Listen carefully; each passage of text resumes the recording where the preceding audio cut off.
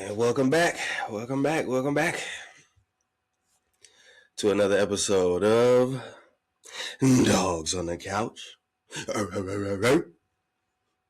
where everybody's allowed to have an opinion. It does not matter if you played the game, you were watching. So you're allowed to have an opinion as well.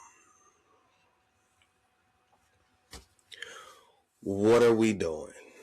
That was my initial thoughts. That was my initial reaction. What the hell are we doing? And Andrew Berry might need to be fired. That's the first thing I thought to myself when they said the Cleveland Browns have officially hired Todd Monken as their new head coach. I wanted to throw my phone up against the wall. I said, what are we doing? Why are we not? What is this?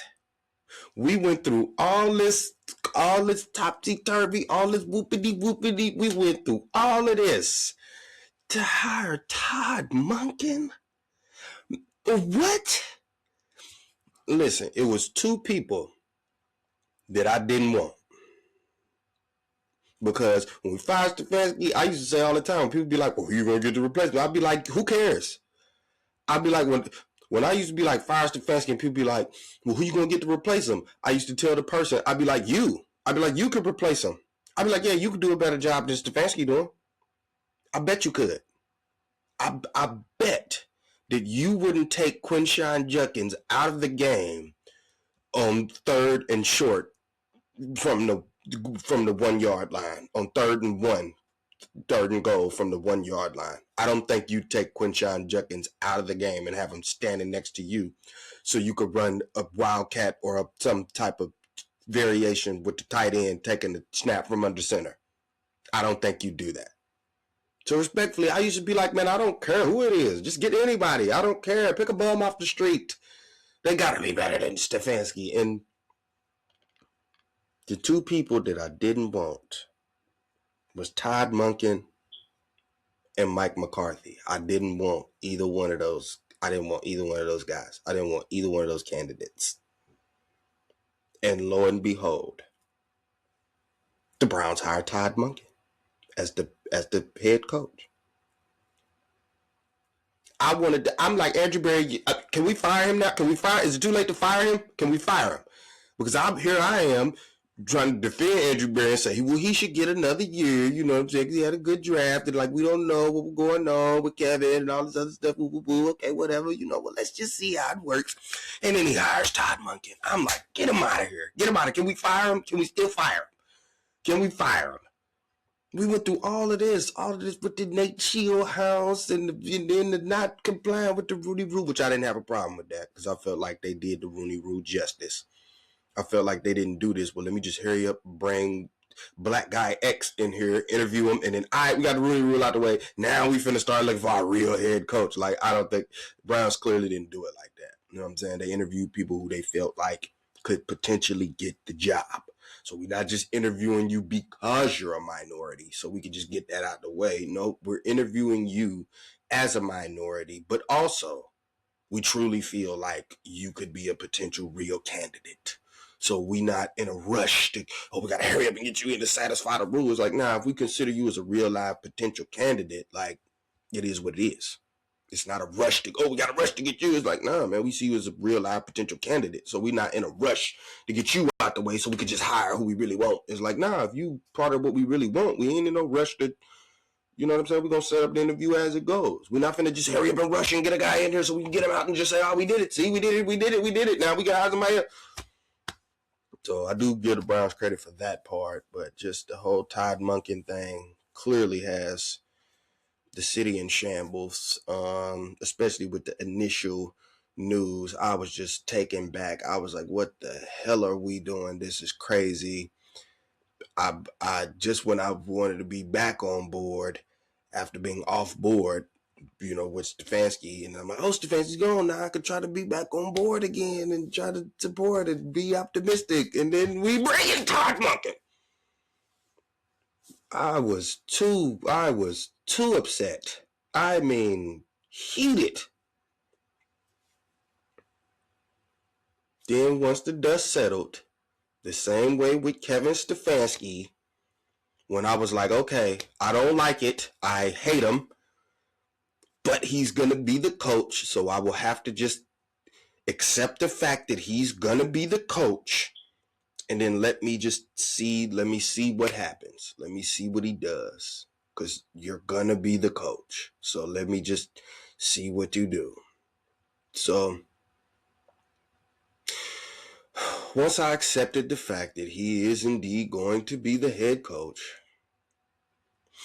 started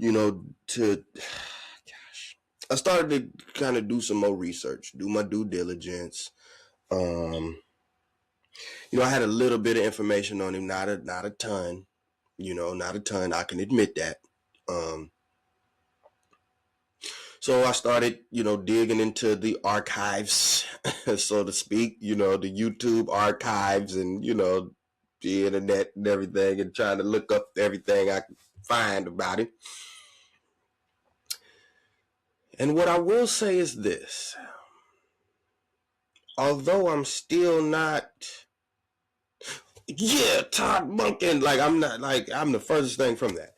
Even though I'm not that, as I went through the research, the one thing I will say about the hire is this. If I'm pairing what Andrew Berry and Jimmy Haslam said was the reason that they fired Stefanski, if I'm pairing that with what Todd Monken what he's supposed to bring to the table, it's not as dumb as it looks. It's not as abysmal as it looks. Now, words are words. They always have to translate to the field, because when Kevin got first hired, he talked all this stuff, but, heavy tight ends, possibly using a fullback. And, we was using a fullback when he very, very first got here, you know what I'm saying? And I ain't gonna lie, in 2020, that stuff was, it was successful. So I don't know, I don't know if he got away from that or he just, didn't evolve his offense over the years, and he just kept using that same stuff, and eventually defenses just caught up to it. And then, maybe Kevin didn't want to change, and he just felt like, well, I just need different players. If I just get different players, then the system will work. If I just get other players that don't want the ball and won't say that I'm running bad plays and all this other stuff, if I just get different players, then it'll work. And it still didn't work. So, I mean, when you hire a head coach, you always finna get this, this stuff. Because even Kevin, when he was doing his introductory, with the Atlanta Falcons, and they was asking him how he envisioned the offense, and he I think we could do some wide zone blocking, and then when I heard that, I'm like, oh Lord, he about to try to do the same thing over there he was doing here in Cleveland, bro. I mean, you do got Bijan Robinson, don't get me wrong, you do got him. The only thing is you're gonna have to worry about if Stefanski is gonna cap his carries out at 18. And then after Bijan has 18 carries, the analytical department will, say that, the running back maxes out, at 18 carries, so he don't need to get the ball no more than that, because you need to preserve him. You need to preserve the running back. We did his preservation. So Bijan might have 200 yards rushing, 3 touchdowns on 18 carries, and instead of just keep giving him the ball, Kevin to be like, nope, that's it.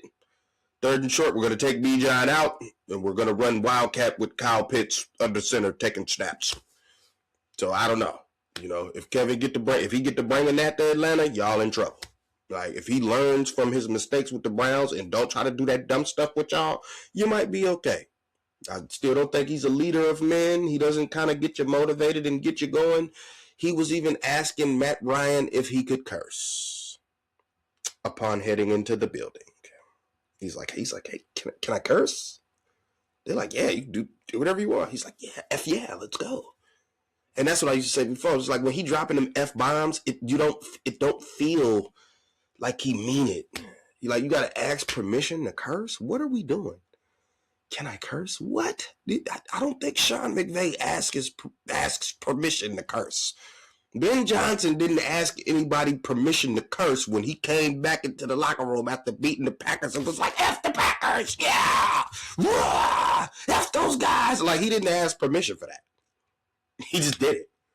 And I think that's why, like, you peeped all the guys was like, I forgot, I thought I played for the Bears for a minute. I was like, yeah, F the Packers. I don't even know them guys, but F them. Yeah! F the Packers. I was ready to go. I was looking for my helmet.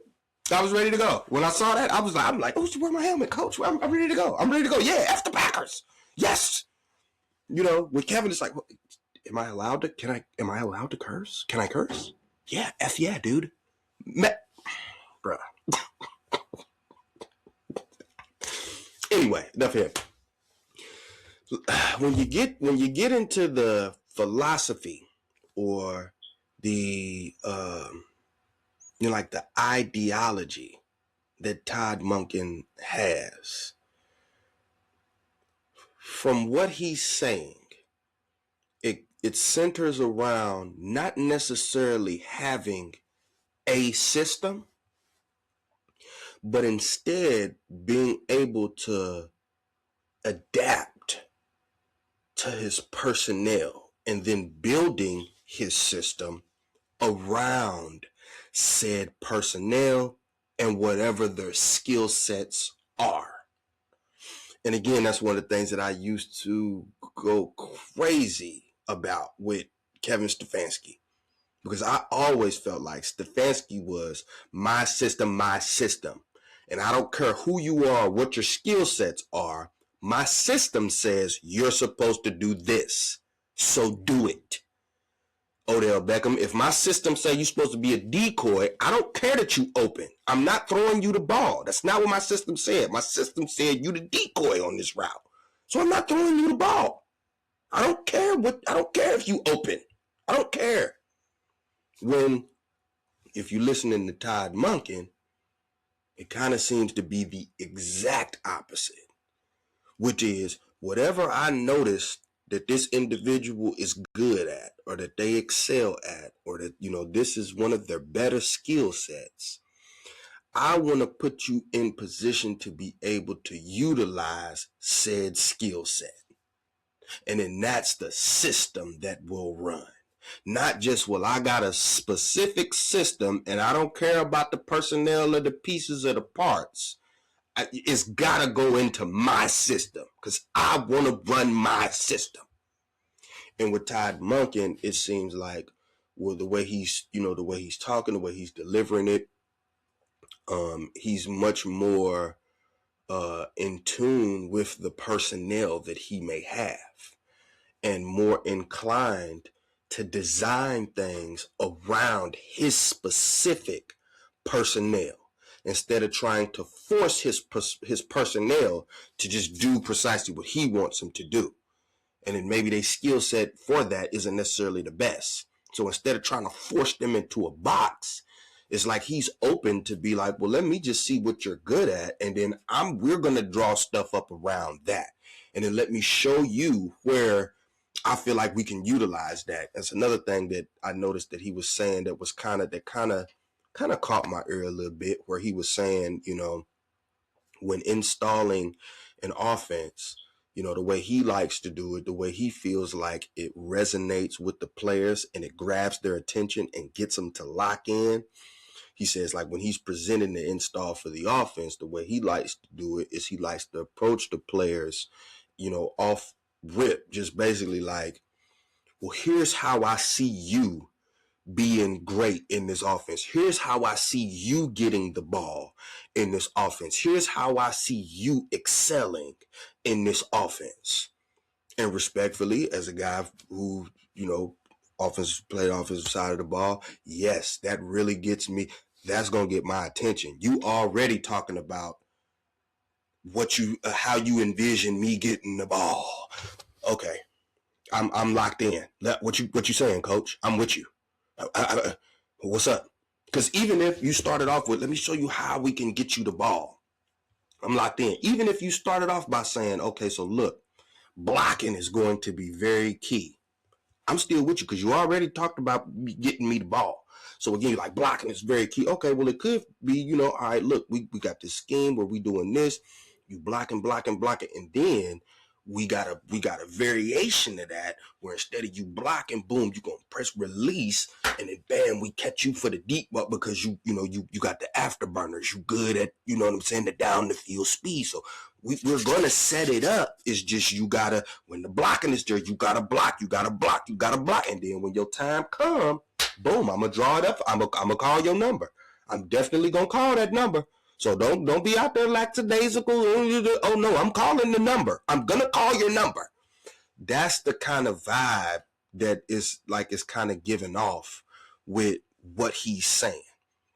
So now I think the difference will be you'll have situations where instead of Browns fans wondering, well, why isn't Odell Beckham getting the ball? Like, why is he running wide open and we not throwing him the ball? Well, why is Jerry Jeudy not getting targeted? I know Jerry Jeudy dropped the ball a lot, and that could be the reason why you don't really target him that much. But in the same breath, it could work the other way. Part of the reason why maybe he dropped the ball so much is because he's not really engaged all like that because he don't feel like he really getting the ball too much. So it's kind of like, well, when the ball do come my way, I ain't really excited about it. Might be the only pass I get all game. I don't, you know what I'm saying? I go through whole games and don't even get the ball thrown my way sometimes, man.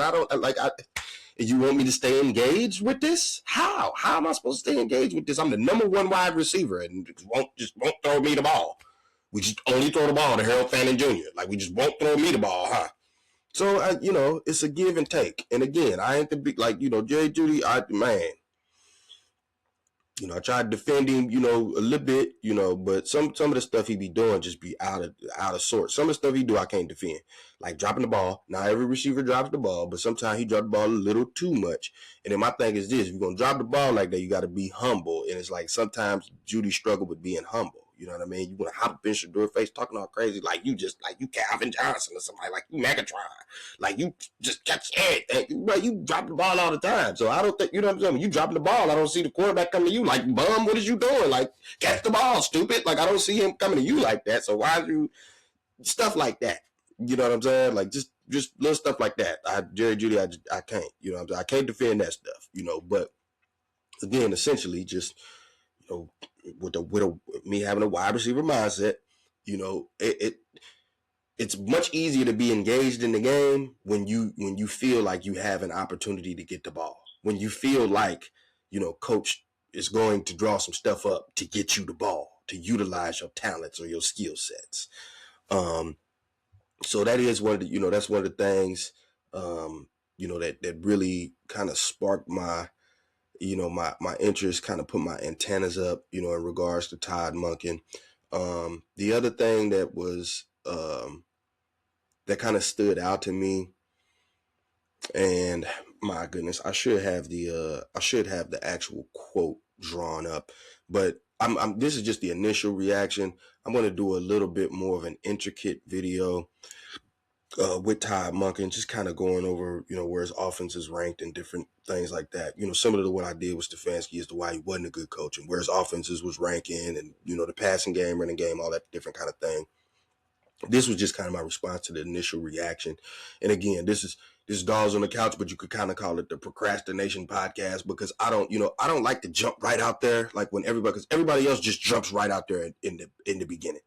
You got 52,000 videos to try to look up to see what's going on. I like to try to hear what people are saying first, do some research on my own, formulate my own opinion, and then get on here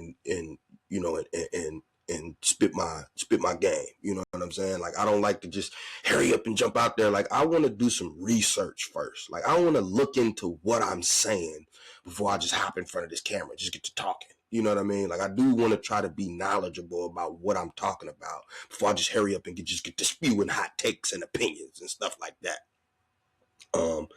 So I will, do a little bit more of an intricate, detailed video about, Todd Monken and where his offense is ranked when he was over there with the Baltimore Ravens and different things like that. But the second thing that, really caught my ear and kind of put my antennas up with him is the verbiage that, and I believe it was in Andrew Berry's statement, about hiring him, the verbiage that he used the word diverse in his verbiage, saying that, you know, basically Monken has the ability to work with, in a diverse environment.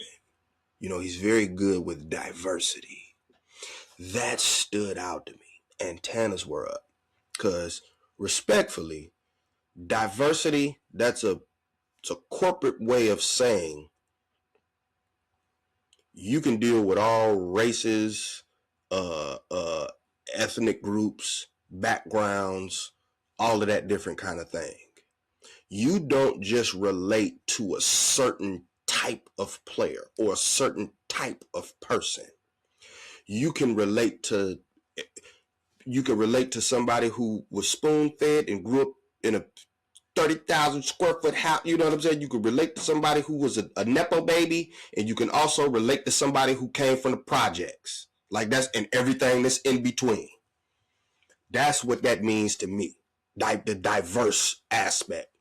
So the antennas went up for me again with that one, because that's a major key in, number one, developing, a solid unit, a team that is one solid unit, not like you got to click over here, click over there, and a click over here. You know what I'm saying? Or like the defense feel like they separate from the offense, even though naturally you are, you know what I mean? But sometimes the defense can feel like, well, the offense so bad, we ain't got nothing to do with that. Long as we look good on defense, we don't care about the offense, because we feel like they're not even a part of our team. We feel like the team is just the defense. We don't even care about them. That's a look like that kind of thing can exist. You know what I'm saying? But when it's natural, even though offense and defense is split, y'all are still a unit. You together. The defense wants to go out there and get the ball to give it to the offense, because they know offense gonna score. And then when offense do score, our job is defense, go get the ball back so we can give it to you and y'all could go score again. That's the natural dynamic. Even though we two separate, we know we work together. If you don't have that, ability to maneuver and navigate that diverse environment like that, you can have a lot of splits, or you can have clicks, and then that's not going to work. A team has to be a team through and through, from the first man to the last man. Team has to be a team through and through. So that part really struck me, because it seemed, especially in aspects of key positions, that we kind of need right now, which is quarterback and wide receiver. And quite naturally, if you get a lot of great quarterbacks, they have some type of moxie that comes with them. You do have your cookie cutter quarterbacks here and there, but for the most part, a lot of the big guys, they got some type of personality to them, some type of personality. You know what I'm saying? It don't have to just be the over the top rah, but they're gonna have some kind of personality to them. I feel like you kind of need that at times to separate yourself from others. Like, you gotta feel like you are alpha. You got to feel like you the best. Especially at positions like quarterback and wide receiver, because there's only one quarterback. There's only one quarterback position. So there's kind of an attitude that you gotta have. Like, yeah, I'm the man. I'm him. You kind of got to have an attitude like that, because if you don't, how can you expect to be successful playing that position? Because if you don't have that attitude, there's going to be somebody else who does have that attitude, and they're going to mess around and work harder than you, and they're going to take your spot. Same thing with wide receiver. You lining up every play across from that other man, and your job is to be better than him. Every play, I got to be better than that man that's standing across from me. I got to be better than you. So I have to naturally feel like, yeah, I'm him. I'm him. I feel like if I get the ball, I'm finna cook buddy right here. I'm him. You have to, there's something about you that has to feel that way. Now, you don't have to be over the top with it, but I'm just saying there's a certain level of personality that's going to come with that. And it seems like Monken was able to, like, that's a part of his strong suit, if you will. Like, that's a part of what he does well. And then last but not least, it was, another thing that kind of took me, to kind of put my antennas up, with Monken, is the way he was able to speak about the development of players. So he has this quote where he's kind of saying, like, The way you can tell if you've developed a player or not, after you done drafted a guy, you know, and you done spent your first couple years with him or whatever, and then he's up for that next contract. If there are other teams just chomping at the bit to get this guy, I mean, just it's a bidding war for this guy, that lets you know you've developed that player. If you get to said time and people ain't chomping at the bit to get this guy, there isn't a bidding war to get this guy, you ain't developed him. You've failed at developing him, is what you've done. So, you know, and I'm paraphrasing, those weren't his exact, every word wasn't his exact word, but overall that's what it was. And again, I found that to be very interesting, because I'm like, well, clearly you have an outlook on developing, and you feel like that is a very key part to having a successful football team, is developing the talent that you do have. Instead of just saying, well, I don't have enough talent, get another guy in here. Like, you know, developing the talent that you actually do have and seeing if I can get the best out of that. Because for you to win back, or I don't know if it was back, but 2 national championships with Georgia, with Stetson Bennett as your starting quarterback, and you can go from working with a guy like Stetson Bennett to working with a guy like Lamar Jackson. Well, I think that shows the whole like diversity, development. You know what I'm saying? Like, I think that like that kind of supports saying that, yes, he has these qualities. Like, he has this in his tool bag to be able to use. Especially considering, you know, because Lamar Jackson is Lamar Jackson. Let's be clear about that. Lamar's Lamar. He's Lamar Jackson. Lamar Jackson going to be Lamar Jackson pretty much no matter who's coaching him. I coach Lamar Jackson, he's going to be Lamar Jackson. Like, he's that dynamic, you know. But with that being said, so Lamar Jackson won an MVP before Todd Monken. When you get with Todd Monken, you know, the standard is pretty high because he's already won an MVP with a different offensive coordinator.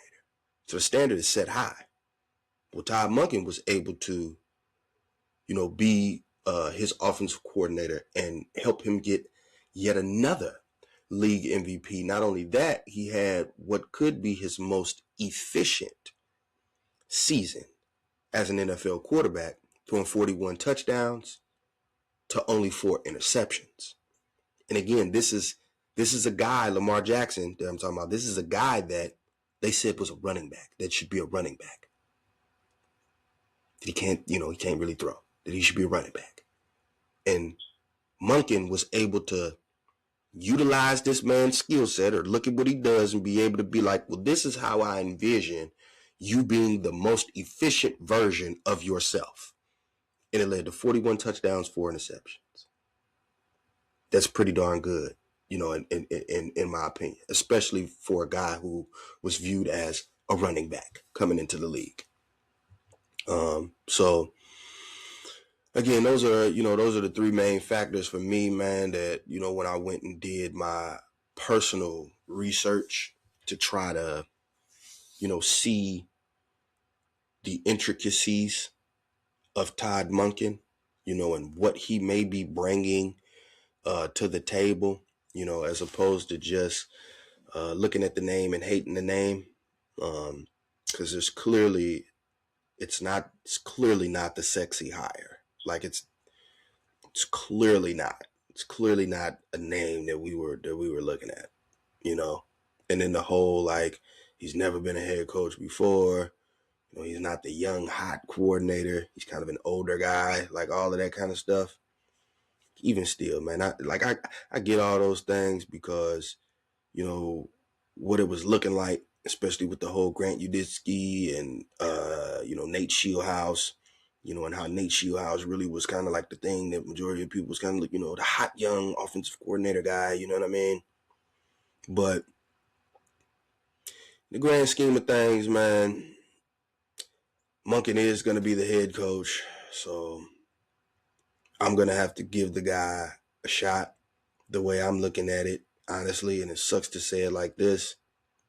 I'm going to give Todd Monken this year. It has to look better, though. It has to. it has to look better and significantly better. And I'm not necessarily going to say that I'm all, I'm saying it all about win-loss record. I'm not going to say necessarily that, because I think it's going to be hard. I think it's going to be hard to lose hard to only have 3 or 4 wins again. I think you'll get 2 more wins just based off the fact that there's a new voice in the building. I think you'll get 2 more wins just based off that alone. But I mean, like, when we're watching the offense, the things that are being said, I need to see that on the field. I need to see development of players. He supposedly has this no nonsense, attitude, very straightforward, that kind of thing. So I don't want to see pre-snap penalties. I don't want to lead the league. I don't want to be top 5 in the league in penalties and that kind of, like, that kind of stuff is unacceptable. Like, if we're seeing that, or the offense, kind of sputtering around, then Monken, I'm gonna want you gone, and you and Andrew Berry, y'all need to be on the same plane together, going to Cancun or wherever else you need to go after that. But I have to allow you to have this year to cook if you can. Like, I gotta allow you to try, man. I had to sit there and suffer through Stefanski, so I gotta at least give you a shot, even though I don't like it. Like, I didn't like it. When I got to, looking into it and digging and seeing what you're about and what you may be trying to bring, it convinced me to say, okay, well, let's give the guy a shot. Let's give him an honest shot. I'm not gonna have a preconceived notion. I'm not gonna stick with I just hate you, and I'm just about to be like, I just hate you all year long, and I just hate you, I hate you, I hate you. I'm gonna give you an honest go at it, man. Because from what I'm hearing, from what you're saying, if you can put that together and make it materialize, then it sounds good to me. But, if you're saying this stuff and then we seeing something different on the field, you and Andrew Berry got to get out. Andrew Berry on the clock. Andrew Berry, you are on the clock, bruh. Because this when this initially dropped out, this looked wild. This looked real wild. I'm like, what the hell is this? So you're on the clock, bro. You are on the clock. You finna have to have it. You about to have a good draft. You finna have to draft a good wide receiver. You draft another bum wide receiver, bro. You need to get up out of here. I'm sorry. You need to go. So you finna have to have a good draft, another good draft, and this coach of yours is gonna have to work out. I have to see the things that he's saying that he's going to do. I have to see that translate to the field. If these things don't occur, the both of y'all need to be packaged together. You need to get the F out of here. Real talk. Especially considering you done made Schwartz mad with the way that you did all this garbage. Because it don't seem like you communicated properly to Jim Schwartz to let him know that something else could be in the works. Where there could be a situation where you're bringing a coordinator from another organization and promoting him over Jim Schwartz. When Schwartz seemed like he was walking around the building like he had the job. Because when the Monken hire came out, Schwartz reportedly crashed out in the building and was telling people, cleared his office out and telling people he ain't coming back. The word was he was telling people beforehand, if they don't hire me as the head coach, I'm not coming back. So, Andrew Berry, you're going to have to start there. Whatever stimulus package you gave Myles Garrett to calm him down and sign that contract and stay here, you need to work on the stimulus package for Jim Schwartz. You got silly people like Quincy Carrier saying, Schwartz needs to go now because he threw that temper tantrum. We can't have a guy like that on the team. It's like, dude, you'd be mad too. And if you're not mad, I feel some type of way because that means you don't care as much as I thought you did. I need some fire. I want my coaches to have fire, to have passion. I don't want a coach who's like, oh, okay, I guess. I don't want that. I don't want a coach who asks for permission to curse. I want a guy who's emotional. I want a guy who's fired up. I want a guy that gets fired up. I'm sorry. Football is it's a game of emotions. It is. I'm sorry, man. Why you think Josh Allen's sobbing after he loses and stuff? Like, I'm sorry, bro. It's a game of emotions. So yes, I don't want my coach to be this emotionless creature. I want him to have some emotion. I want him to be invested. Schwartz throwing that tantrum like that shows me how invested he is in the Cleveland Browns. He's invested. If he wasn't, he wouldn't be that mad. Like, I don't get it. Like, it blows my mind. And to me, that's the difference between football nerds and like people who they just football nerds and people who actually played football before. And I don't mean in the schoolyard. I mean, actually organized. You put on a helmet, shoulder pads. Back when I was playing, you had to put your pads in too. Now they make the pants with the pads that just come in them.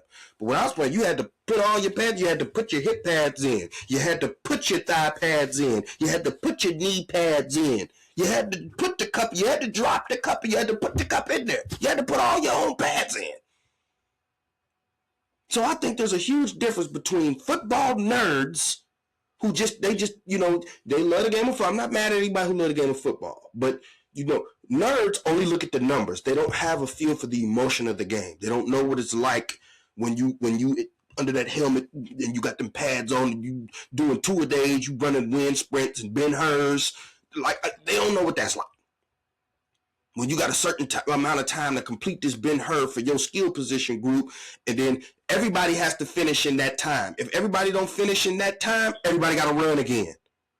Like, football nerds, y'all don't know what that's like. You've never experienced that. So you look at football a little bit different. It lacks emotion. You don't have any emotion because you're just looking at the numbers. I want a coach who has some type of emotion. It shows me that you care.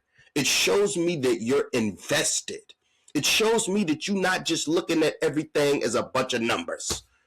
It shows me that you care. It's interpersonal. You have feelings about this. That's what I would prefer as opposed to somebody who's just looking at the numbers. Because the numbers can deceive you. Like, I'm sorry, it is what it is. The numbers can deceive you sometimes. The numbers might tell you that this wide receiver is just as good as that one. But then when you put him out there, you see that there's some stuff that this guy can do that the numbers wasn't telling you about.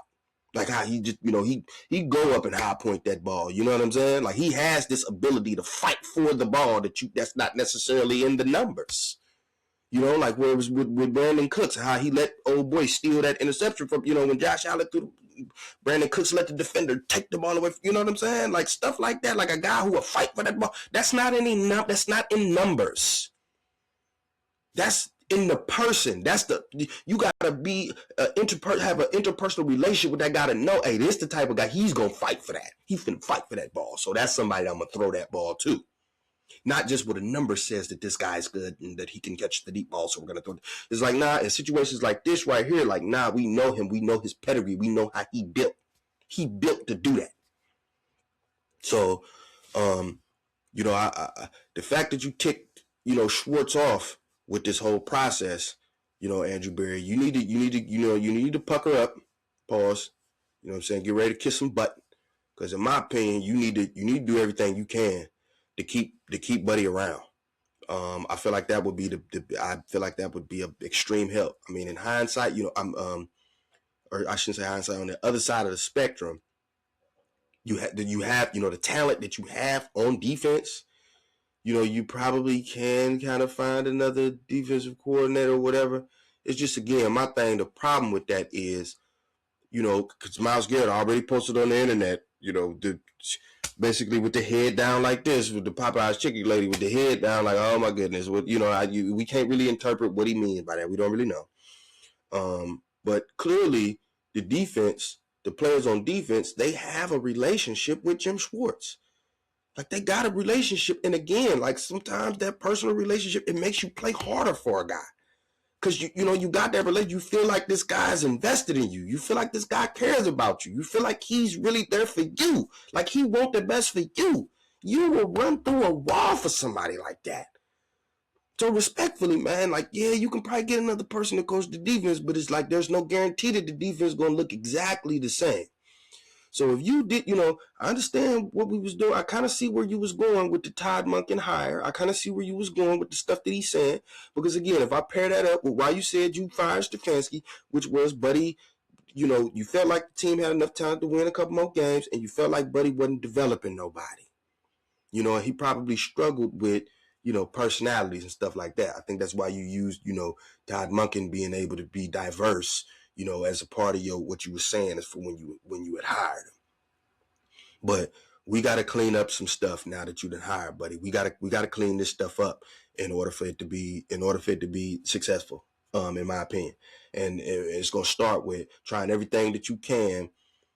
Go ahead, pucker up, pause, go and kiss that butt. Try to get Jim Schwartz to stay here. Go talk to Jimmy Haslam. Tell Jimmy Haslam to put another zero on the end of that man's check. I'm pretty sure Todd Monken has already called him like, hey, bro, check this out. Hey, I understand. Please don't blame me, but I would like to have you around because I'm not trying to worry about defense. You already got the defense under control. I'm not here to tell you nothing about what to do with your defense. I'm not here for that. I'm here for the offense. I'm not here to tell you nothing to do with your defense. That defense is your defense. You do what you want to do. You're the head coach. I'd be like, you're the head coach of the defense. I don't got nothing to do with that. It's all you. And not only that, but if you have another defense like you just had last year, and then I bring my offensive philosophy over here, imagine how we could cook.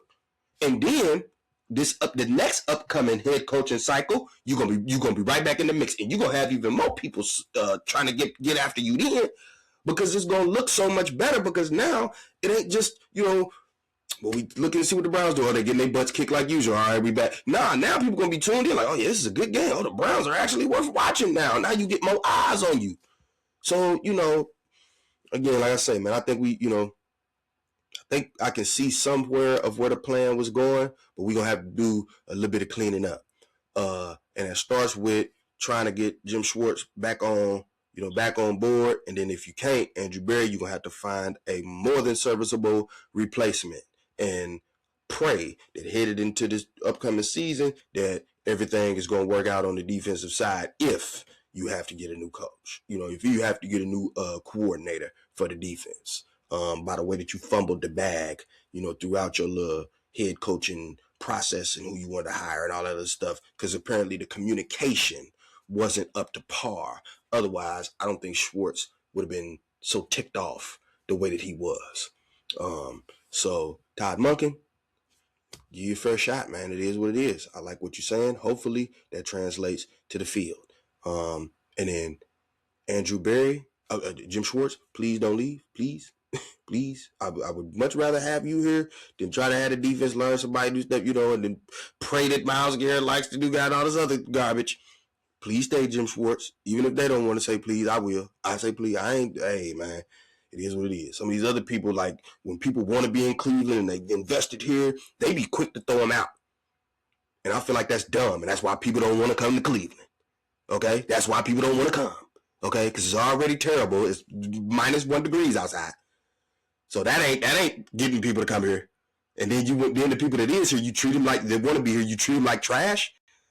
Then outside people look like, I sure don't want to go there. Look at how they doing, people. I don't want to go there.